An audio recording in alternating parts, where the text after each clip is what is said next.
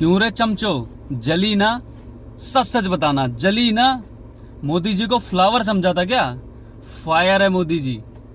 तुम लोग तो उनमें से हो जो पटा नहीं पाए तो बज्जलन घोषित कर देते हो। कम से कम इस बार ईवीएम की इज्जत तो बच गई। समझ में आया ईवीएम का किसी के साथ अफेयर नहीं था।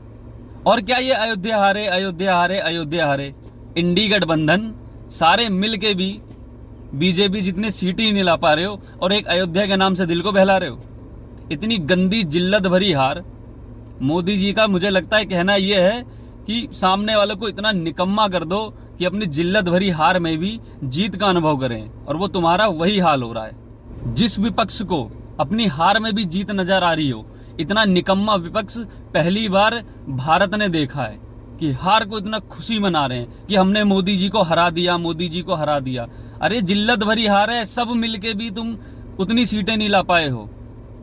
और मुझे पता है चमचो, सबसे ज्यादा तो तुम्हारी जलिए गुलाब जामुनो। मोदी जी के शपथ लेते हैं कि मैं दामोदर दास मोदी, इतना कहते ही तुम्हारे गले सूख गए सबके। 3.0 तीसरा टर्म मोदी जी का, और इस तीसरे टर्म में भारत दूसरी या तीसरी अर्थव्यवस्था बनने जा रहा है।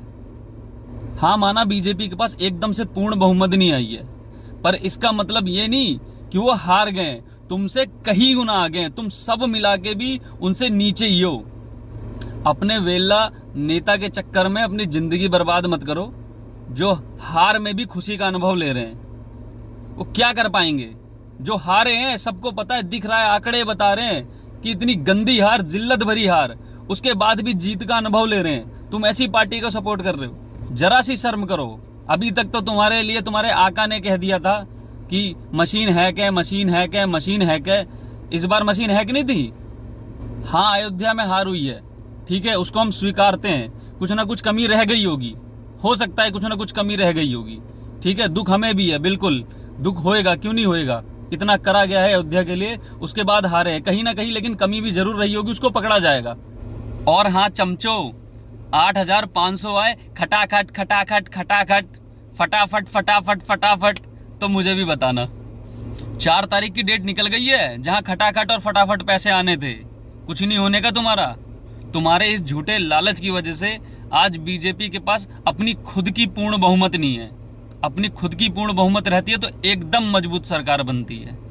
कितना चिढ़ते हो तुम एक सक्षम इंसान से जो इस देश का नेतृत्व कर रहा है, जिसके नेतृत्व को पूरी दुनिया मान रही है।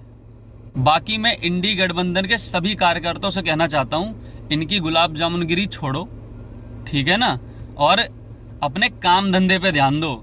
क्योंकि ऐसा विपक्ष जो अपनी जिल्लत भरी हार में जीत का अनुभव करे, उसके साथ तुम्हारा भविष्य कुछ नहीं है। इन्हीं सब चीजों को देखते हुए हमें भक्त नाम दिया गया है और तुम्हें चमचा। बस इतना ही फर्क है भक्त और चमचों में। तो मैं सबको यही कहना चाहता हूं कि शपथ तो हो गई, अब सबका साथ और सबके विकास की बात होगी, क्योंकि मोदी जी 3.0 चल चुका है या दूसरी अर्थव्यवस्था बनने जा रहा है, और इन सब में हमें भारत का साथ देना है। जय हिंद, जय भारत, जय श्री राम।